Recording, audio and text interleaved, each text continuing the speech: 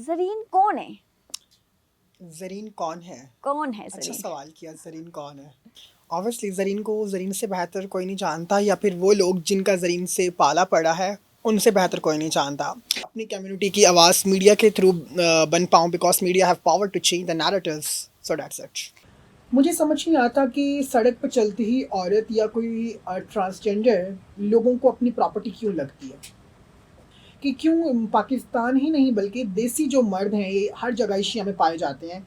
इन देसी मर्दों का एक बहुत बड़ा मैं समझूँ कॉन्सेप्ट है कि सड़क पे चलती हुई कोई भी सिनफ़े नाजुक हो ना, वो हमारे लिए जो है एक पब्लिक प्रॉपर्टी है, कि हमने किसी ट्रांसजेंडर को जब तक खुसरा नहीं बोलना तब तक हमारे जो हैं वो फ़र्ज़ पूरे नहीं होंगे। तो मुझे बहुत दुख होता है कि किस किस को समझाएं, किस किस को तख्ती पर लिख के बताएं कि जी ये भी एक जुर्म है। कॉलेज जो था वो लीव कर दिया। ऑब्वियसली मुझे लीव करना पड़ा, क्योंकि मुझे अक्सर मेरे फेसबुक पे, जो मैसेंजर पे, सोशल मीडिया पे ना तस्वीरें भेज दी जाती थी, ये देखो ऐसा देखो। बेशक उनकी एक अच्छी नीयत हो या बुरी नीयत हो, जैसे भी नीयत हो, लेकिन उस वक्त मैं इतनी स्ट्रांग नहीं थी। मैं इस वक्त मेरे साथ मौजूद हैं मारूफ ट्रांसजेंडर ज़रीन राजपूत।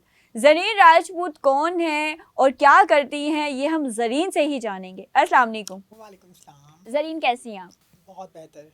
सबसे पहले तो आपका बहुत शुक्रिया, आपने अपनी मसरूफियत में से टाइम निकाला और आप यहाँ पे आई हैं। ज़रीन कौन है? ज़रीन कौन है? कौन है अच्छा ज़रीन? सवाल किया, ज़रीन कौन है?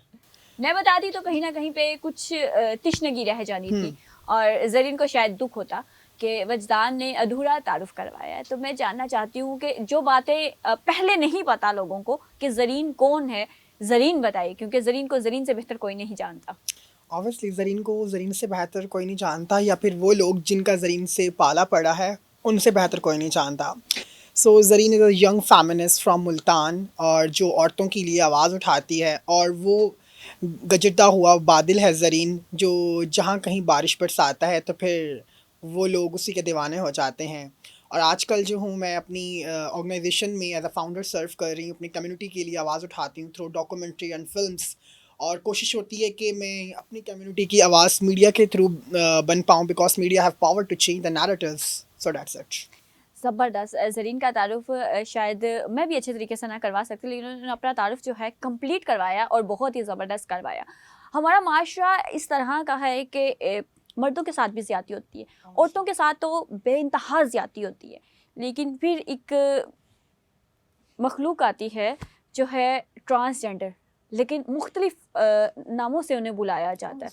कहीं कहा जाता है खुसरा, कहीं पे छक्का, और इनको सरेआम बुलाना, छेड़ना, इनको तंग करना लोग अपना फ़र्ज़ समझते हैं कि इनको हमने छेड़ना है और मस्ट छेड़ना है। कहीं जा रहे हैं, इनको हरास करो, इनको हाथ लगाओ, इनको कुछ भी कह सकते हैं, मतलब इनकी कोई इज़्ज़त नहीं है। ये इंसान नहीं है, ये खुदा की बनाई हुई मखलूक नहीं है, इन्होंने अपना एक रूप ढाला है। और वो उसके पीछे ये कहा जाता है कि ये शायद इस तरह बनकर लड़के जो है वो लड़कियां बनकर फ़ायदा उठाना चाहते हैं।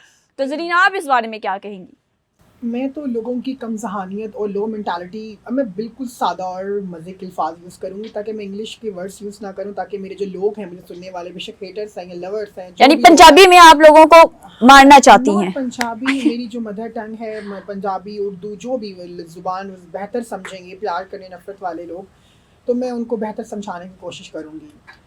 मुझे समझ नहीं आता कि सड़क पर चलती ही औरत या कोई ट्रांसजेंडर लोगों को अपनी प्रॉपर्टी क्यों लगती है।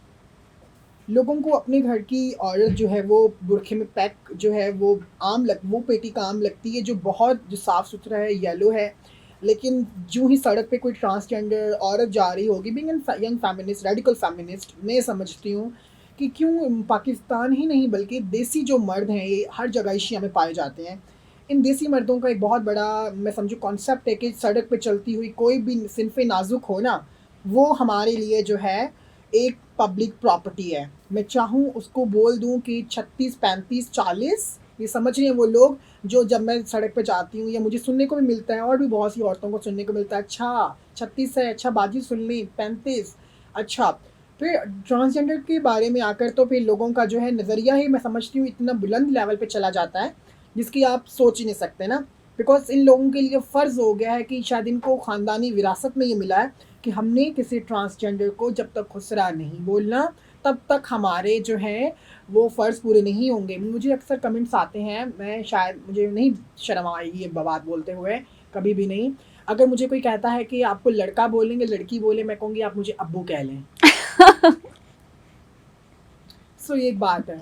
तो मैं ज़्यादा आसानी कर देती हूँ उनके लिए, बिकॉज़ लोगों को समझ नहीं आ रहा होता। मैं बहुत मुश्किल लगी मुझे अपने ख़ानदान वालों को कन्विंस करते हुए। एक अरसा दराज मेरा गुजरा, फिर जब मदर की अंडरस्टैंडिंग लेवल मेरे से मैच हुई, तब जाकर कहीं लगा कि अब शायद बेहतरी आ रही है। लेकिन जब मुआशरे के हर रोज़ हर एक मर्द से हरासमेंट फ़ील करती हूँ और बहुत सी औरतें फ़ील करती हैं, तो मुझे बहुत दुख होता है कि किस किस को समझाएं, किस किस को तख्ती पर लिख के बताएं कि जी ये भी एक जुर्म है। अच्छा, अवाम का जो है ना ट्रांसजेंडर के हवाले से ये है कि ये लोग बनते हैं किसी न किसी फ़ायदे के लिए, ये होते नहीं हैं, खुदा की तरफ से होके नहीं आते। ये कहीं ना कहीं पे मर्द होते हैं और जब एक टाइम पहुंचता है इन्हें लगता है कि हमें अपने आप को चेंज करना चाहिए, देन ये अपने जो है ना चेंजिंग करना शुरू कर देते हैं। तो ज़रीन थी या ज़रीन ने अपने आप को ज़रीन बनाया? ज़रीन तो शुरू से ज़रीन थी। मेरी अम्मा का नाम मेरे से मैच करता था ज़रीना, तो ज़रीन निकली, तो ज़रीन पैदा हुई। कितनी खूबसूरत बात है कि मैं मैंने नाम ही अपना वो चुना, वो ख़ानदान वालों को बताया कि जिस नाम से मुझे बहुत मतलब पज़ीर आई ना मिले बेशक, लेकिन मेरी माँ से कनेक्टेड हो। तो जब ज़रीन शुरू से ज़रीन थी, अब फिर जो लोग मेरे ट्रांसजेंडर अफराद जो मेरी बरादरी का हिस्सा हैं या ख्वाजा सरा जो कल्चर का हिस्सा हैं, वो शुरू से ऐसा ही होते हैं। बस वक्त लगता है उन्हें अपने आप को उस रूप में ढालने का जिस रूप में उन्हें कैद कर दिया जाता है कि नहीं, अगर ट्रांसजेंडर हो, मर्द बन के नहीं रहोगे तो हमारी इज़्ज़त की नाक कट जाएगी। वो इज़्ज़त जो टके टके पे मतलब उनके बड़े बेचते आए हैं। मुझे समझ नहीं आ रहा कि औरत और ट्रांसजेंडर का जिस्म ही घर वालों के लिए इज़्ज़त क्यों होता है। इस पे हम बात करेंगे। एक आपका प्ले कार्ड था, काफ़ी फेमस हुआ था, लेकिन हम आगे जाके वो बात करेंगे। अभी हम जर्नी पे आपकी बात करते हैं कि ज़रीन का जो जर्नी था वो कैसे स्टार्ट हुआ। स्कूल में लोग जो आपके क्लास फेलो थे वो कैसे ट्रीट करते थे, या फैमिली में आपको कैसे ट्रीट किया गया? मेरा ताल्लुक़ सूबा सिंध के शहर महरापुर से है और मैं सिंध से मेरा ताल्लुक़ था। मैं भी एक आम पंजाबी घर में एक छोटे से कस्बे में पैदा होने वाली, गाँव खैर नहीं कस्बा, एक अच्छा टाउन की रहने वाली लड़की थी। तो शुरू से ही मुझे बाद में पता चला कि मैं ट्रांस हूँ। मुझे तो लगता था कि मैं लड़की हूँ, सीधी-सी बात है, मुझे लगता है मैं लड़की हूँ और 10 साल 15 साल तक मेरा यही कॉन्सेप्ट था।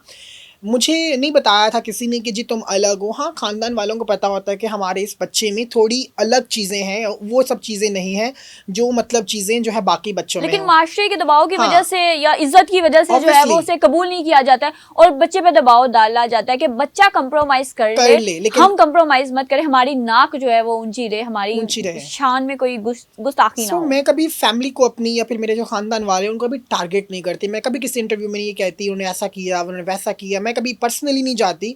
लेकिन हाँ, कुछ रिश्ते ऐसे होते हैं जो आपको नहीं बर्दाश्त करते, क्योंकि आप जो हमारे ट्रांसजेंडर बच्चे होते हैं, हमारे जो हम जैसे लोग होते हैं, वो ज़्यादा एक्सपीरियंस्ड लोग होते हैं। उनके पास ज़्यादा जो है उस तरह की कैपेसिटी होती है जो कि आम किसी बच्चे में उस तरह का टैलेंट नहीं होता।